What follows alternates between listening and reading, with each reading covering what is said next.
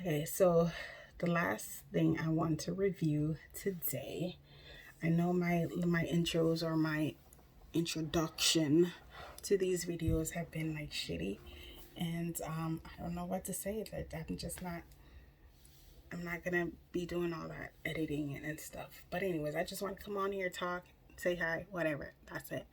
Anywho, Netflix premiered a new show over the weekend called Lock and Key. What they sent me the notification. I wasn't interested until I got on Netflix and saw the little preview. Man, I should look good. But anyway, until I saw the preview and I was like, oh, this looks good. And like the concept is so like good. Like it's so original. Like I've never seen a show or a movie or anything like this. And I thought they were gonna nail it and it was gonna be so good. Okay, characters. I have to look this up because I don't remember. They're so forgettable. Oh, the main character is the little kid Bodhi, and let me look this up. Hold on, Lock and Key, so I can give you all the right names. Lock and Key. Okay, so the main character is this little boy. He looks to be about 8, 9, somewhere around there, called Bodhi. And you might remember if you've seen Prophet. What the heck is it called again? Oh my god, I just had it in my head. Like, hold on. Okay, Prodigy. If you've seen Prodigy, the little kid in Prodigy that played the creepy little kid, which he did amazing in that role for being such a new little actor. He was amazing. Like I rewatched it this past week, and it was just I was blown away. But anyway, he did good in this character too. He was just a regular kid, but he played it up. He was very likable, and I love that. He was really good. Like I see good things for him in the future. But anyways, cast. Oh yeah. Now they don't give me the I wanted the names. The son Tyler, okay, the daughter Kinsey and Bodie are the three main characters. They're the kids. Like there's adults, but they're kind of like a tertiary, like a third to the fourth part. Like they don't matter in this. The mother is just filling the role of a mother. She really doesn't. Although she's prominent in more some episodes, um, they really don't matter. Is what I'm trying to say. Except for one adult that really matters is Ellie, who is the husband's friend from childhood and kind of pivotal in moving the plot along. But anyways, three main characters: Tyler, Kinsey, and Bodie. So I guess the house was vacant and empty for a while. It's a huge manor. It's called Key Manor, and it's huge, huge, huge, huge house, huge compound, huge everything. So the dad was killed by, I guess he was like the principal of a high school. So one of the students of the high school, which was also a friend of his son's, not broken. He came into their house and accidentally, no, accidentally on purpose killed the dad. If you get what I'm saying, like he came there with a gun. Like his intent was, if he doesn't give more than one, I'm gonna kill him. And it seems the way the episodes progress on and on, it shows him as being like super bad. So, but the gun went off accidentally, but he was intentionally trying to hurt him. But anyways, the dad dies, and you see some Asian guy get a call, and they're like, "Oh, Rendell Locke is dead." So he's like, "Oh shit, I know what I have to do." You see him, hit his chest, and flames burst. Um, so that was kind of cool. I was like, "Ooh, that's cool." So the mother and the three kids pack up and move cross country to where Locke or Key Manor is, and Bodhi's exploring one day and happened upon the well house, and he's, there's a well, so he's trying to talk and hear his echo, and this lady's voice come back. He's, shocked, which anybody would be shocked because you don't expect to hear a lady's voice in a well. Which, let me tell you, her voice is like an HD. It's so like beautiful. It reminds me of Rose Byrne's voice in Mother, as a robot in Mother. And but I thought it was the hell is her name? Resident Evil girl. I thought it was her because it did sound like her. But anyways, he's trying to tell his family, there's a woman, there's somebody down there, come help her. But when he goes back, she doesn't say anything. So now they think he's crazy. But she ends up tells him that the house is full of keys, and they do special things, or they're magic or whatever. So now he starts looking for the keys, and he's finding one, and he's finding all of that. The first episode was really good, and I know with a lot of shows and a lot of movies, there's always subplots within the main plot. So what I was expecting was it to be all about finding the keys and getting on the adventure and getting into it right away. But what happened for maybe 4 or 5 episodes after the first episode was the whole finding the key situation became a subplot, and the teenage drama became the main plot. So that I didn't like, and Netflix does that a lot with their shows. Like, after the first episode, like 4 or 5 episodes after that, it's just like drag. Like, I fell asleep halfway through the second episode. It was so boring, and I sat there and I watched a couple more episodes, and I was so bored. Like, I shut it off. I went and did like chores and cleaned up and went shopping. I did other stuff, and then I came back. I was like, oh, I already started it. Let me finish. But anywho, so now he's going on an adventure, and now his thing is now trying to get people to believe him, because who's going to believe that? Nobody. So he's finding these keys, and he finds the main one that, well, her name is Dodge, but we don't know that until a couple hours later. Is looking for, that allows her to travel anywhere, which is the only way she can leave the well house, because she was trapped there. So she does that, and now she turns into the evil person, which obviously you kind of knew she was evil from the beginning, because who can survive down in a well house for decades? Who knows? Well, it wasn't decades, but you don't learn that until the last episode. Anyways, now she's on a rampage. She met up with the kid that killed the dad, because he's in jail now. She just used the key and just goes anywhere she wants. So what is it now? Like, one thing I kind of figured out right away, and 2 things I kind of figured out when they happened. This kid, oh God, what is his name in the show? I forgot. Like, I'm so bad with these names. Let me see if I can find it real quick.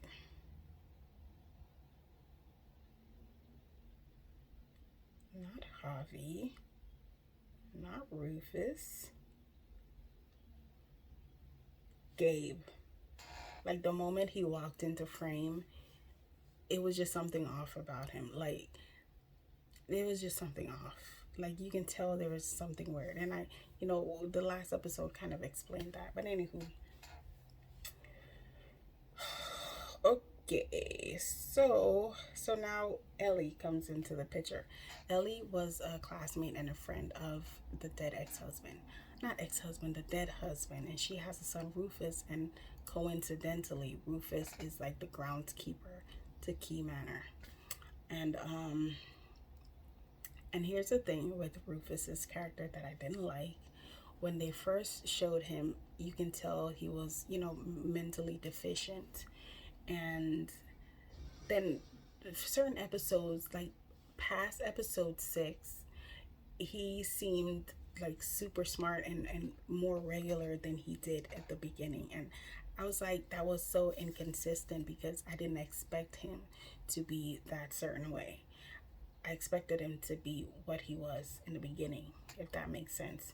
But anyways, blah blah blah, yada yada yada, through the rest of the those 4 or 5 episodes. Come to episode 6, I believe, is where the kid breaks out of jail and comes to try to kill everybody, to try to collect all the keys to give to Dodge.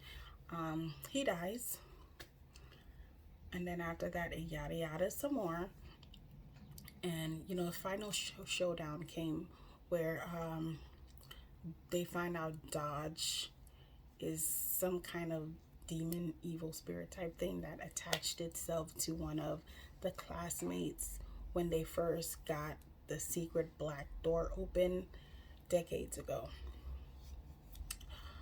So Ellie was in love with that person, so she used one of her keys to bring him back. She thought she was bringing him back from the dead, but it turns out she brought back the demon that was attached to him instead of him, and she was the one that trapped him in the well house, her in the well house. And that's, you know, whatever.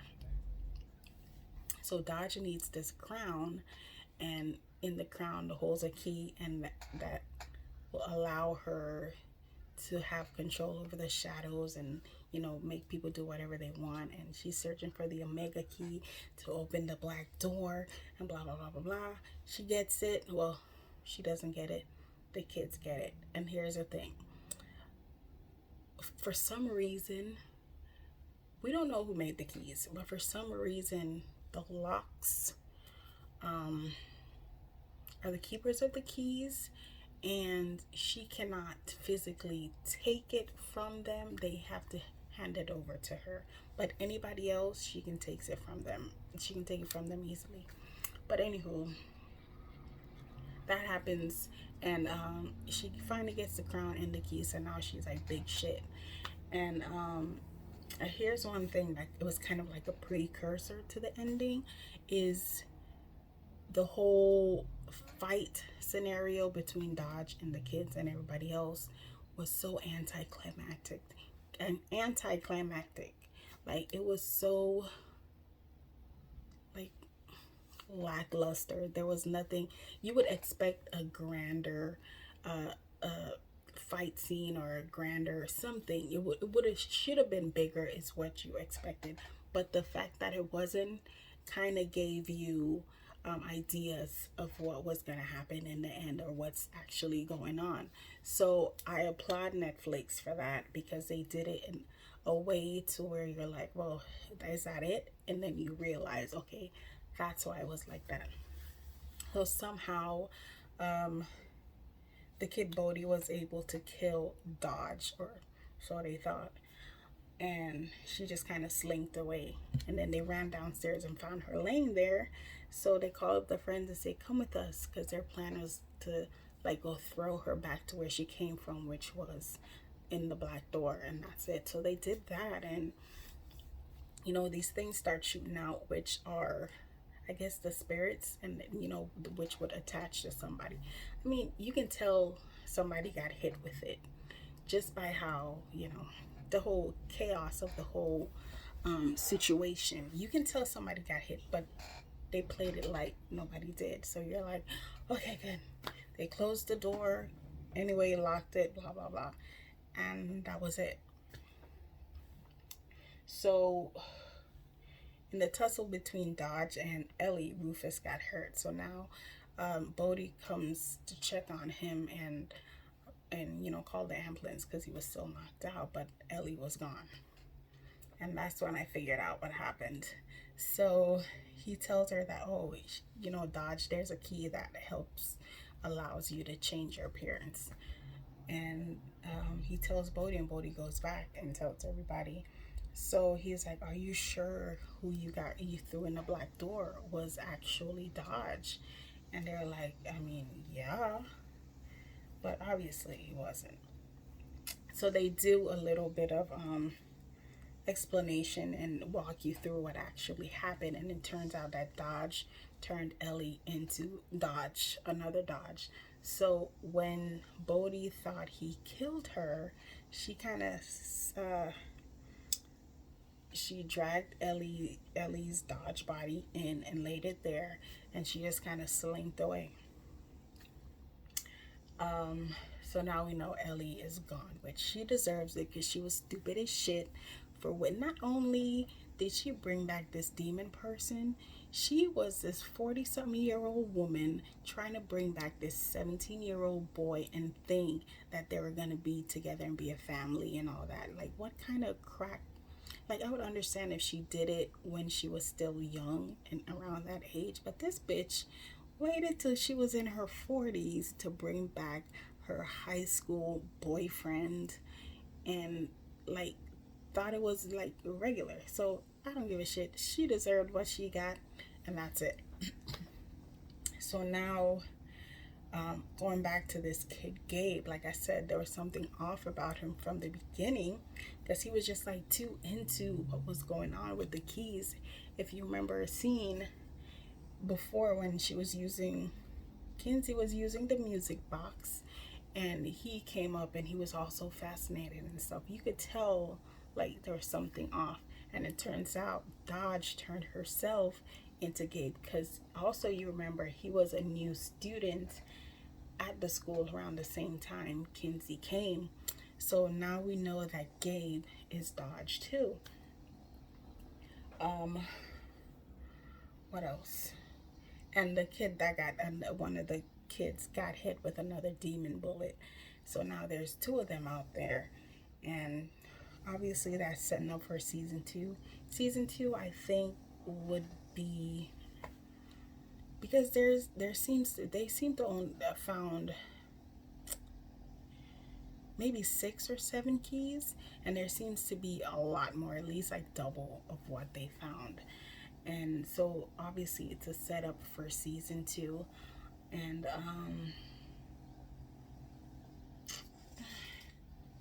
like, I don't know, like, I don't think, like, season 1 was like the episode where, you know, the kid breaks out of jail and comes to try to kill people. That episode was good. I believe it's episode 6. I don't remember. And the last episode was good. And so was the first. But the episodes between that was just a huge drag session. Like, the main plot story was about those keys and figuring out what they did and unlocking all these secrets. And they just kind of threw that to the back burner and like put every other stupid miniature subplot ahead of that, and that I didn't like at all. I thought I was going to be on an adventure, something like The House with the Clock in the Walls. I thought it was going to be something like that, to where that was the big picture and that's what they focused on. But no, they just like kind of weaseled through and focused on everything else instead of what I believe they should have been focused on. Did I like it? Yes, I liked it. I will watch season 2. I'm not gonna lie. I'm going to watch season 2 because I'm already invested and I want to see where it goes. I probably complain about that too, but I'm hoping they do it better. I'm hoping they don't put the plot to the background again. Rating, I'll say maybe 2.5. It didn't fulfill my need, or it didn't give me what I came for. Yes, there was a little bit of that, but it was just so little for this huge show. Like, you have this big show, give me everything. Give me what I came to see, which is finding them keys and unlocking doors, and that's it. I don't want to hear about the kids, you know, and their, you know, teenage drama. I don't want to hear about the mother. I don't want to hear about the uncle. I mean, yeah, he was sort of pivotal, but not really. He just kind of came into town every, like, so often and stayed there, and I'm like, boy, his character was not needed. Every other character was not needed. They need to do, like I said, the Spiderwick Chronicles and just focused on that. House with the Clock in the Walls, focus on that, and it would have been great. Like, I think it would have been amazing if they just focused on the main plot. Anyways, like I said, 2.5. It was good. Those kids are so fucking annoying. Tyler's annoying. Kinsey, oh my god, her character is so freaking annoying. Like, I couldn't deal. Like, it was not like a regular, oh, the character is annoying, but that character was super annoying. Bodhi, I loved his character. He was, like I said, that kid is amazing at acting. The mother,